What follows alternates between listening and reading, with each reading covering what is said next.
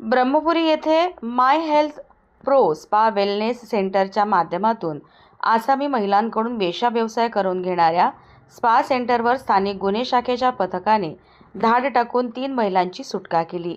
या घटनेनंतर स्पा मालिक प्रितीश बुर्ले हा फरार झाला आहे, तर व्यवस्थापक करण मोहजनकर याला ताब्यात घेण्यात आले आहे।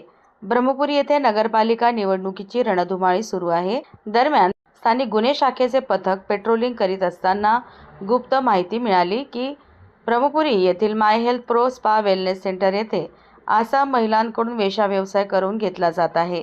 या माहितीवरून पोलीस पथकाने बनावट ग्राहक समाजसेविका महिला पंच यांच्या उपस्थितीत छापा टाकून कारवाई केली। यावेळी छाप्यात 3 महिलांकडून वेश्या व्यवसाय करून घेतला जात होता असे निदर्शनास आले आहे। या 3 पीडित महिलांची सुटका करून स्पा सेंटरचा व्यवस्थापक करण मोहजनकर यास ताब्यात घेण्यात आले, तर स्पा मालक आरोपी प्रितीश बुर्ले हा फरार झाला असून त्यांचा शोध सुरू आहे। ही कारवाई स्थानिक गुन्हे शाखेचे पोलीस निरीक्षक अमोल काचोरे यांच्या नेतृत्वात करण्यात आली।